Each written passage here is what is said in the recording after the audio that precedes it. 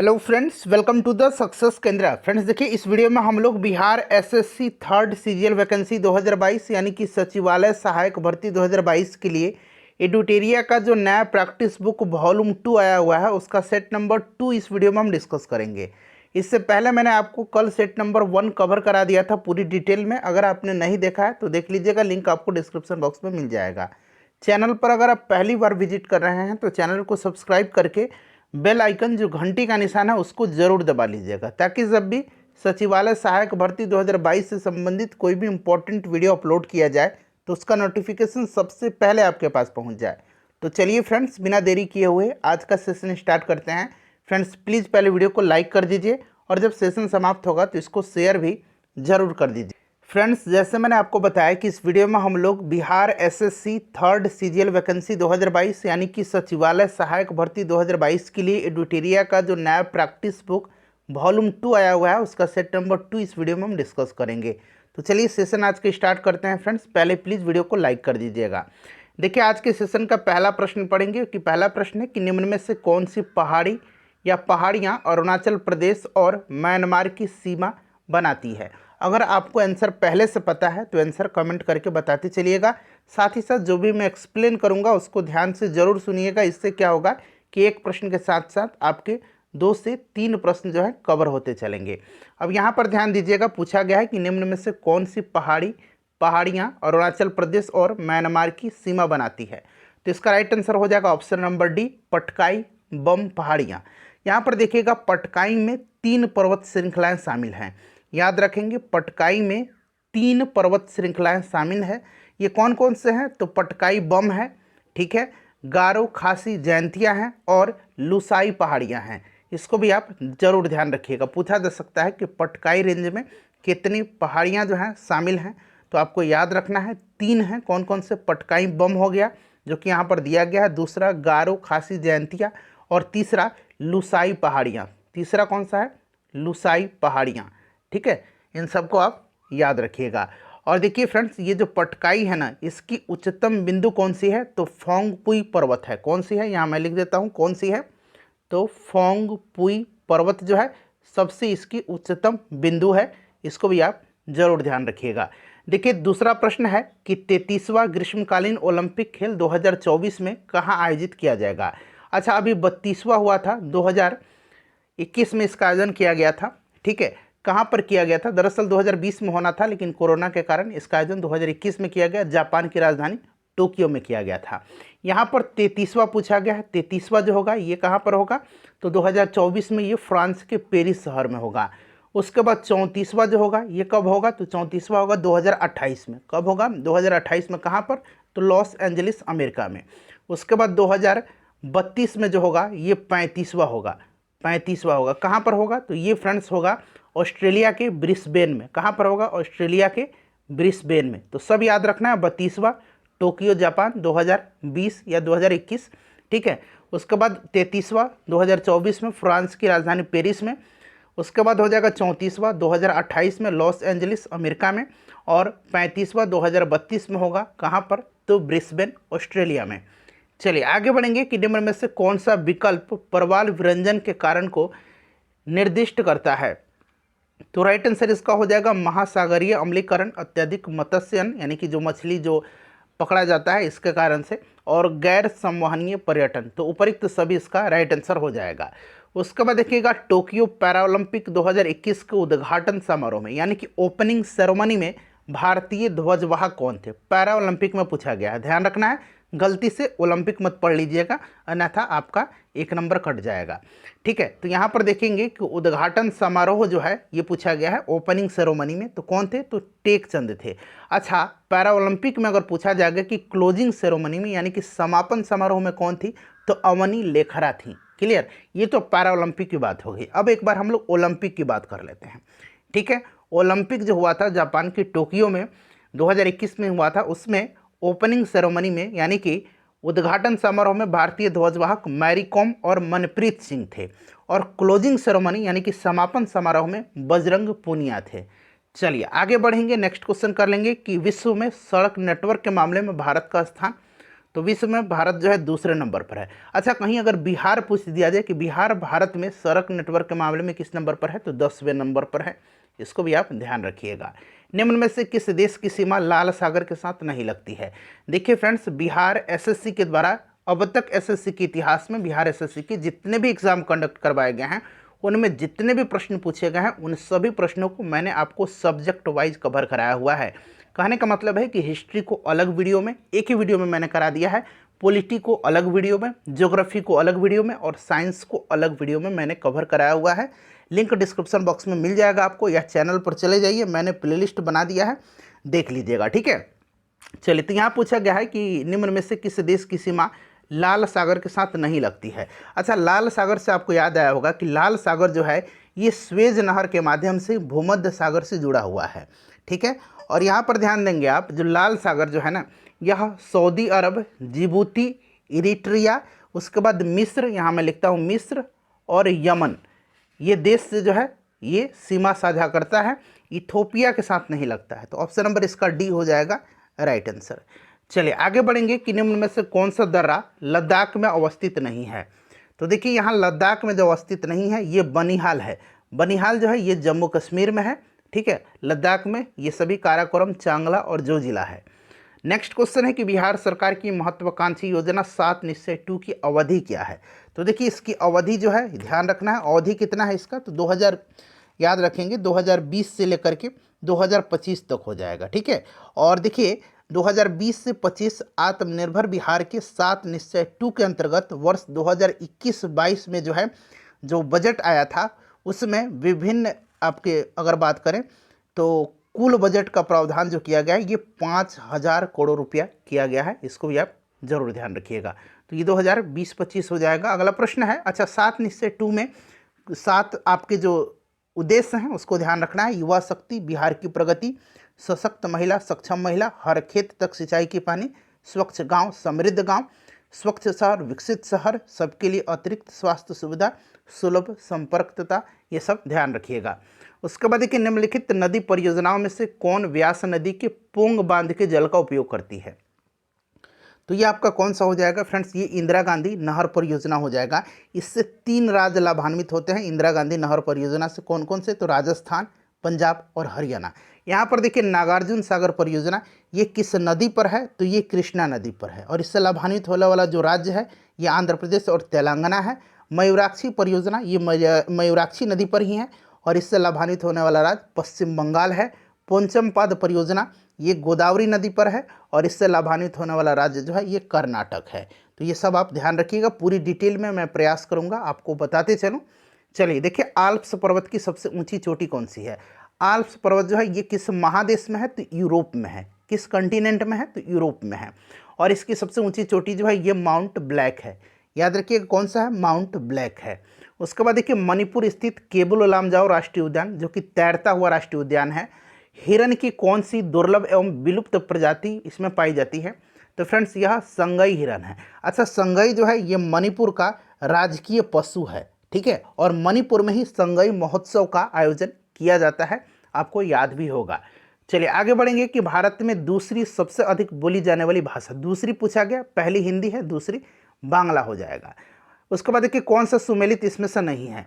तो यहाँ पर देखिएगा, एक तरफ खान दिया गया है और दूसरे तरफ वहाँ से किस धातु का या किस चीज़ का वहाँ से खनन होता है। तो देखिए, कोलार जो है, कोलार कहाँ पर है? तो फ्रेंड्स याद रखना, कोलार कर्नाटक में है। सोना सही दिया गया है। झरिया झारखंड में, कोयला सही दिया गया है। हीरा पन्ना, पन्ना कहाँ पर है? एमपी में है। और यहाँ देखिए, बेलाडीला जो है यहाँ से लौह अयस्क होता है। बेलाडीला छत्तीसगढ़ में है। चांदी का यहाँ से उत्खनन नहीं होता है। तो ऑप्शन नंबर सी इसका राइट आंसर हो जाएगा। उसके बाद देखिएगा, अपवाह क्षेत्र की दृष्टि से विश्व की सबसे लंबी नदी कौन सी है? अपवाह क्षेत्र यहाँ पर मेंशन किया गया है, तो ये अमेजन नदी है। अच्छा, विश्व की अगर हम बात करें कि सबसे लंबी नदी कौन सी है, तो नील नदी हो जाएगा। और अपवाह क्षेत्र की दृष्टि से जब पूछेगा तो अमेजन हो जाएगा। चलिए उसके बाद देखिएगा, कि निम्न में से कौन सा सिंधु घाटी सभ्यता का एक बंदरगाह शहर है? बहुत ही सिंपल है। इसका आंसर मैं चाहता हूं फ्रेंड्स कि आप मुझे कमेंट करके बताएं। ठीक है, मेरी हार्दिक इच्छा है कि इसका आंसर आप मुझे कमेंट करके बताइए। उसके बाद देखिए, निम्नलिखित में से कौन सी सल्तनतकालीन मंत्री परिषद से संबंधित युग्म सुमेलित हैं? अब यहाँ पर देखिएगा प्रश्न में थोड़ा सा मिस्टेक हुआ है, सुमेलित नहीं है होना चाहिए था प्रश्न में, क्योंकि इसमें से ये तीन जो है ना बिल्कुल सुमेलित हैं। दीवाने रियासत की स्थापना अलाउद्दीन खिलजी ने कराया था, दीवाने अमीर कोही मोहम्मद बिन तुगलक ने, दीवाने खैरात, दीवाने बंदगान ये सब फिरोज तुगलक ने करवाया था। दीवाने आरिज जो है इसकी स्थापना इल्तुतमिश ने नहीं, इसका स्थापना बलबन ने करवाया था। तो अगर यहाँ प्रश्न में नहीं लगा लेंगे तो ऑप्शन नंबर डी इसका राइट आंसर हो जाएगा। अगर ऐसे आप नहीं लगाएंगे ना, इस तरह से अगर सीधे प्रश्न को ऐसे ही छोड़ देंगे तो ये तीनों जो है सुमेलित हैं, ध्यान रखना है आपको। चलिए आगे बढ़ेंगे, नेक्स्ट क्वेश्चन कर लेंगे कि नगोजी अंकोजीवेला अभी हाल ही में WTO की वर्ल्ड ट्रेड ऑर्गेनाइजेशन विश्व व्यापार संगठन की महानिदेशक बनने वाली पहली महिला और पहली अफ्रीकी बनी है। ये किस देश की हैं? तो सबसे पहले तो आपको जानना है WTO का हेडक्वार्टर कहाँ पर है। तो फ्रेंड्स स्विट्जरलैंड जेनेवा में है, 1995 में इसकी स्थापना हुई थी, ठीक है। और ये नाइजीरिया की हैं नगोजी अंकोजीवेला। उसके बाद देखिए निम्नलिखित में से कौन सा एक सही सुमेलित नहीं है। तो यहाँ पर देखेंगे आप, Indian struggle Subhash Chandra Bose, Bandi Jeevan Sachin Sanyal, India divided doctor Rajendra Prasad का, ठीक है। ये जो द इंडियन सोशियोलॉजिस्ट जो है ये भगत सिंह की नहीं है, ये किसका है? तो श्याम जी कृष्ण वर्मा की है, ठीक है, याद रखिएगा। तो सुमेलित नहीं है ऑप्शन नंबर ए। उसके बाद देखिए पाकिस्तान की स्थापना की मांग मुस्लिम लीग के किस अधिवेशन में किया गया था? तो देखिए फ्रेंड्स 1940 का जो लाहौर अधिवेशन था 1940 में, इसी की अध्यक्षता करते हुए मोहम्मद अली जिन्ना ने भारत से अलग एक मुस्लिम राष्ट्र पाकिस्तान की मांग किया था। चलिए उसके बाद आगे बढ़ेंगे कि एक अफगान शेर अली ने अंडमान निकोबार द्वीप समूह पोर्ट ब्लेयर में किस वायसराय को चाकू मार करके हत्या कर दी थी? तो ये जो वायसराय था ये लॉर्ड मेयो था। अच्छा, लॉर्ड मेयो का कार्यकाल याद रखना है 1869 से लेकर के 1872 तक, और इसी के समय पहली बार जनगणना कराई गई थी। हालांकि नियमित जनगणना की शुरुआत जो है ये लॉर्ड रिपन के समय में हुआ था, लेकिन पहली बार जनगणना लॉर्ड मेयो के समय में कराई गई थी। अगला प्रश्न है कि वंदे मातरम गीत किस पुस्तक से लिया गया है? तो ये आपको पता है, आनंद मठ, ठीक है, बंकिम चंद्र चट्टोपाध्याय। देखिए क्रांति की तलवार में धार वैचारिक पत्थर पर रगड़ने से आती है, यह कथन जो है निम्नलिखित में से किसने कहा था? तो यह जो स्टेटमेंट है यह शहीद आजम भगत सिंह जी का है। चलिए उसके बाद देखिएगा कि किस वायसराय के कार्यकाल के दौरान भारत की राजधानी कोलकाता से स्थानांतरित करके दिल्ली बनी थी? उस समय कलकत्ता नाम था, कोलकाता तो बाद में हुआ, ठीक है। तो देखिए आपको याद होगा फ्रेंड्स कि 12 दिसंबर 1911 को लॉर्ड हार्डिंग द्वितीय के कार्यकाल में दिल्ली दरबार का आयोजन किया गया था, ठीक है। और इस दिल्ली दरबार में बंगाल विभाजन को रद्द किया गया और राजधानी कलकत्ता से दिल्ली स्थानांतरित करने की घोषणा की गई थी। ध्यान रखना है, घोषणा की गई थी, लेकिन स्थानांतरित हुआ था 1912 में, सब याद रखना आपको। तो लॉर्ड हार्डिंग द्वितीय हो जाएगा। चलिए उसके बाद नेक्स्ट क्वेश्चन करेंगे कि 16 महाजनपदों में से एक महाजनपद दक्षिण भारत में स्थित था, उसकी राजधानी कहाँ थी? तो सबसे पहले तो वो महाजनपद आपको याद होना चाहिए, तभी तो आपको पता होगा कि राजधानी आखिर कहाँ थी इसकी। तो एकमात्र महाजनपद था दक्षिण भारत में, वो कौन सा महाजनपद था? तो आपको याद रखना है फ्रेंड्स, वो महाजनपद जो था वो महाजनपद था असमक। कौन सा था? असमक था, ठीक है। असमक की राजधानी जो थी ये पोतन थी या पोटली थी, दोनों नाम आप ध्यान रखेंगे, ठीक है। Option number D right answer हो जाएगा। दक्षिण भारत का एकमात्र महाजनपद कौन सा है? तो फ्रेंड्स यह असमक है, इसकी राजधानी पोतन या पोटली है। अच्छा, शक्तिमती जो है यह किसकी राजधानी है? तो यह चेदी महाजनपद जो था, चेदी महाजनपद जो उत्तर प्रदेश में है, इसकी राजधानी है। उसके बाद देखिए हाटक जो था ये कंबोज महाजनपद था, कंबोज महाजनपद ये भी उत्तर प्रदेश में, इसकी राजधानी थी। उज्जैन जो है, उज्जैन किसकी राजधानी थी? तो अवंती महाजनपद की, और ये मध्य प्रदेश में है, ठीक है। चलो उसके बाद देखिएगा कि सूर्य के उगने से पहले और सूर्य के डूबने के बाद आकाश में उपस्थित जो प्रकाश का कारण होता है, प्रकाश देखते हैं ना लाल रंग का दिखाई देता है, इसका कारण क्या होता है? तो इसका कारण प्रकाश का अपवर्तन है। कौन सा संयोजी ऊतक नहीं है, यानी कि कनेक्टिंग टिश्यू नहीं है? तो इसमें से कनेक्टिंग टिश्यू आपसे पूछा जा रहा है। तो देखिएगा रक्त यानी कि ब्लड, अस्थि और उपास्थि ये सभी जो हैं ये कनेक्टिंग टिश्यू हैं, इनको संयोजी ऊतक कहा जाता है। त्वचा नहीं है, ठीक है, त्वचा सबसे बड़ा अंग है शरीर का, इसको भी ध्यान रखिएगा। उसके बाद देखिएगा कि दूर दृष्टि दोष, जिसको कि अंग्रेजी में हाइपरमेट्रोपिया कहा जाता है, इसमें जो है प्रतिबिंब निम्न में से कहाँ बनता है? तो हाइपरमेट्रोपिया में दूर दृष्टि दोष में जो है रेटिना के पीछे बनता है, ठीक है।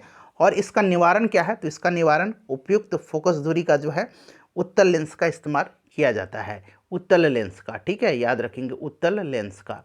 नेक्स्ट क्वेश्चन है कि प्रत्यावर्ती धारा यानी कि AC को DC में बदलने के लिए किस युक्ति का प्रयोग किया जाता है?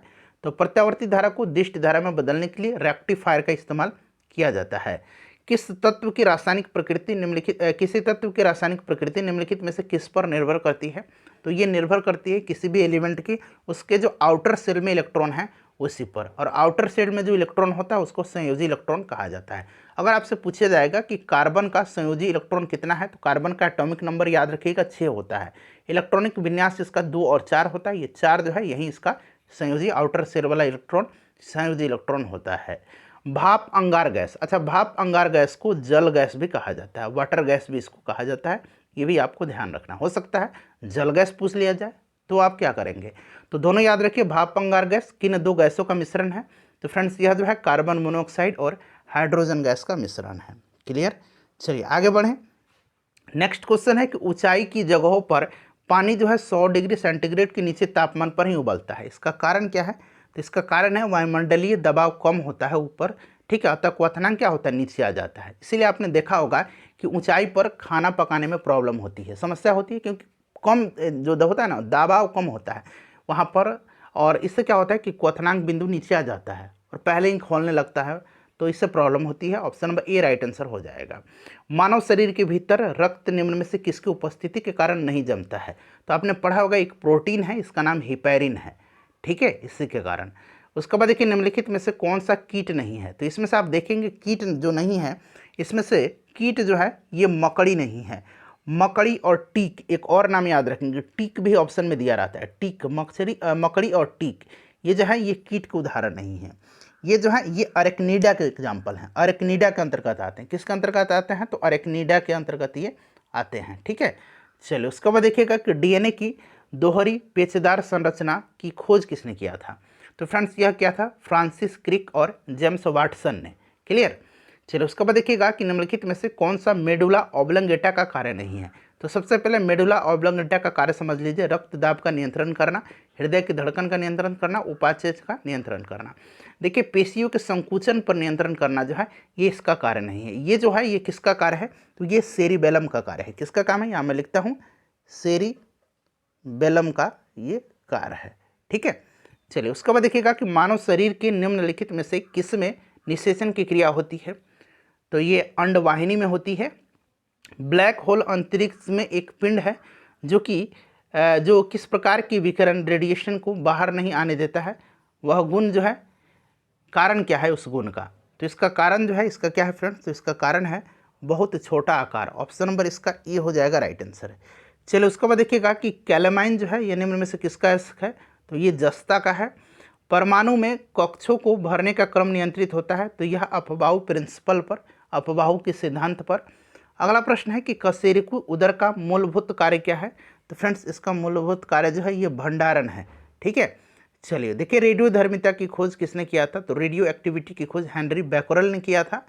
अगला प्रश्न है कि दीर्घकालीन ऊर्जा भंडारण के लिए अधिकांश जानवरों द्वारा किसका इस्तेमाल किया जाता है? तो ये वसा का इस्तेमाल किया जाता है, ठीक है, वसा का इस्तेमाल किया जाता है। उसके बाद देखिएगा कि जेरोफ्लेथेल्मिया जो है जिसको कि शुष्का जीवछेप कहा जाता है, यह एक प्रकार का रोग है, यह किस विटामिन की कमी से होता है? तो यह विटामिन ए जिसको कि रेटिनॉल कहा जाता है, इसकी कमी से होता है। और रेटिनॉल की कमी से, विटामिन ए की कमी से रतौंधी भी होता है, इसको भी आप ध्यान रखिएगा, ठीक है। चलिए अगला प्रश्न है कि ग्रीष्म ऋतु में मिट्टी के घड़े में रखा पानी किस घटना के कारण जो है ठंडा हो जाता है? तो ये वाष्पीकरण के कारण होता है। निम्नलिखित में से किस पारिस्थितिकी तंत्र में प्रजातियों की विविधता अपेक्षाकृत अधिक होती है? तो ये अधिक जो होती है यह किस में होती है? तो ध्यान रखिएगा प्रवाल भित्तियों में। निम्नलिखित में से कौन सा सुमेलित नहीं है? एक तरफ कमीशन दिया गया है और वो किससे संबंधित है ये दिया गया है। यहाँ पर आप देखेंगे ये सभी कमीशन सही दिया गया है। फूकन कमीशन जो है, फूकन आयोग जो है, आपने एक कांड सुना होगा, ये तहलका टेप कांड, ठीक है, टहलका टेप कांड। यहाँ मैं लिखता हूँ तहलका टेप कांड, ये इसी से जुड़ा हुआ है फूकन कमीशन। राजीव गांधी हत्याकांड की जांच के लिए जो है जैन कमीशन का गठन किया गया था, ठीक है, जैन कमीशन का गठन किया गया था। तो ऑप्शन नंबर डी गलत दिया गया है। चलिए उसके बाद देखिए भारतीय अर्थव्यवस्था में क्षेत्रों को सार्वजनिक तथा निजी में किस आधार पर वर्गीकृत किया जाता है? तो यह जो है किस पर किया जाता है? तो उपक्रमों के स्वामित्व के आधार पर, ठीक है। चलिए उसके बाद देखिएगा कि जूट का सर्वाधिक उत्पादन कौन सा देश करता है? तो ये भारत करता है, ठीक है। और बिहार में सबसे ज़्यादा जूट का उत्पादन कहाँ पर होता है? तो पूर्णिया में होता है। उसके बाद देखिए किस तिथि को प्रतिवर्ष राष्ट्रीय सांख्यिकी दिवस के रूप में मनाया जाता है? तो राष्ट्रीय सांख्यिकी दिवस मनाया जाता है 29 अगस्त के दिन। और क्यों मनाया जाता है? तो पीसी महालनोबिस का नाम आपने सुना होगा, उन्हीं की जयंती पर यह मनाया जाता है। ठीक है, चलिए उसके बाद देखिएगा कि कौन सा सुमेलित नहीं है इसमें से। तो उर्वरक उत्पादन जो है ये बादामी क्रांति से संबंधित नहीं है, उर्वरक उत्पादन भूरी क्रांति से संबंधित है। बादामी क्रांति जो है ये मसालों के उत्पादन से संबंधित है। ठीक है, तो यही वाला जो है सुमेलित नहीं है, बाकी सभी सुमेलित हैं। ठीक है, चलो उसके बाद देखिएगा कि भारत में राष्ट्रपति के निर्वाचन की पद्धति को किस देश के संविधान से लिया गया है? तो यह आयरलैंड से, नीति निर्देशक तत्व आयरलैंड से ही लिया गया है। उसके बाद देखिए लोकसभा का सदस्य निम्न में से किसे संबोधित करके अपना त्यागपत्र देता है? तो लोकसभा के स्पीकर को। ठीक है, चलिए उसके बाद देखिएगा कि निम्न में से किस अनुच्छेद में पाकिस्तान से भारत आए लोगों के लिए नागरिकता का प्रावधान का उल्लेख है? यहाँ पर आप देखेंगे कि नागरिकता जो है यह संविधान के किस भाग में है? तो भाग 2 में है, अनुच्छेद 5 से लेकर के अनुच्छेद 11 तक में है। ठीक है, और भाग 6 जो है इसमें पाकिस्तान से आए लोगों के लिए नागरिकता के अधिकार का उल्लेख इसमें किया गया है। चलिए उसके बाद देखिएगा कि स्वतंत्र भारत के प्रथम वित्त मंत्री पूछा गया है कि कौन थे? तो ये आर.के. शनमुखम सेठी थे। क्लियर। चलिए उसके बाद देखिएगा कि किस संविधान संशोधन ने मंत्रिपरिषद के आकार को सदन के कुल आकार का 15% सीमित कर दिया? 15% से कम जो है नहीं होना चाहिए। तो यह आपका हो जाएगा 91वां संविधान संशोधन के द्वारा। ठीक है, चलिए उसके बाद देखिएगा कि संविधान का कौन सा अनुच्छेद अंतर्राज्यीय जल विवादों को न्याय निर्णय से संबंधित है? तो ये कौन सा है? तो फ्रेंड्स यह अनुच्छेद जो है आपको याद रखना है, कौन सा अनुच्छेद है? तो यह जो है अनुच्छेद आपका 262 है। अगला प्रश्न है हमारा कि न्यायिक सक्रियता की अवधारणा किस देश से ली गई है, किस देश में विकसित हुई थी? तो यह अमेरिका में विकसित हुई थी। ठीक है, चलिए उसके बाद नेक्स्ट क्वेश्चन है कि भारत के संविधान का निम्न में से कौन सा भाग, और वीडियो के लास्ट में आप सभी लोग अपना अपना स्कोर जरूर कमेंट करके बताइएगा, संविधान की आत्मा माना गया है? तो संविधान की आत्मा आपको पता है कि संविधान की प्रस्तावना को कहा जाता है। चलिए संविधान की कुंजी भी कहा जाता है प्रस्तावना को। कौन सा इसमें से सुमेलित नहीं है? तो यहाँ पर देखेंगे सुमेलित नहीं है, डायरेक्ट मैं आपको बता देता हूँ। उच्च न्यायालय का गठन जो है यह अनुच्छेद 216 में है, 214 में नहीं है। ठीक है, तो यही वाला गलत दिया गया है, 216 में है उच्च न्यायालय का गठन, बाकी सभी जो है सुमेलित दिया गया है। ठीक है, तो सुमेलित नहीं है, ऑप्शन नंबर डी। चलिए उसके बाद देखिएगा कि निम्न में से किसे समाप्त किया जा सकता है पर भंग नहीं किया जा सकता है? तो इसमें से यह विधान परिषद है। उसके बाद देखिएगा कि 2023 में 49वां G7 शिखर सम्मेलन का आयोजन किस देश में किया जाएगा? अच्छा ये तो फ्यूचर की बात हो गई। 2022 में ही 48वां G7 का आयोजन कहाँ पर किया गया था? तो ध्यान रखेंगे ये किया गया था जर्मनी में। ठीक है, और 2023 में 49वां होगा, इसका आयोजन जापान में किया जाएगा। तो ऑप्शन नंबर इसका ए करेक्ट आंसर हो जाएगा। ठीक है, उसके बाद देखिए केंद्रीय बजट 2022-23 के अनुसार वित्तीय वर्ष 2022-23 में राजकोषीय घाटा सकल राज्य घरेलू उत्पाद का कितना प्रतिशत अनुमानित है? तो ये राइट आंसर इसका क्या हो जाएगा? 6.4% हो जाएगा। डायरेक्टली याद रखना है ये सब। उसके बाद देखिए प्रधानमंत्री नरेंद्र मोदी ने किस वर्ष तक देश को ऊर्जा स्वतंत्र बनाने का लक्ष्य रखा है? तो ये रखा है 2047 तक। मेकोंग गंगा कॉर्पोरेशन नाम है, Mekong Ganga corporation, Mekong Ganga सहयोग। सबसे पहले यहाँ इसके बारे में जान लीजिए, इसका गठन किया गया था सन 2000 में। ठीक है, और इसमें टोटल 6 देश हैं। यहाँ देखिए प्रश्न को पढ़िएगा कि मेकोंग गंगा सहयोग भारत और कितने अन्य देशों को, भारत और कितने, तो भारत और मैंने बताया 6 हैं, तो भारत और 5, एक भारत हो गया और 5 और देश है, टोटल 6 है इसमें। ठीक है, तो 5 हो जाएगा। ठीक है, और ये 5 देश कौन कौन सी है? तो म्यांमार है, उंगली पर काउंट कीजिए, म्यांमार है, लाओस है, थाईलैंड है, कंबोडिया है और वियतनाम है, और एक भारत है। तो टोटल 6 हैं इसमें। चलिए उसके बाद देखिएगा कि भारत की फिल्म और टेलीविज़न संस्था कहाँ स्थित है? तो फ्रेंड्स यह पुणे में स्थित है, आपको याद भी होगा।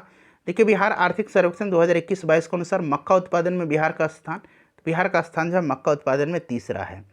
अगला प्रश्न है कि लेप्चा जनजाति जो है यह किस राज्य में निवास करती है? तो लेप्चा सिक्किम की जनजाति है, सिक्किम इसका राइट आंसर हो जाएगा।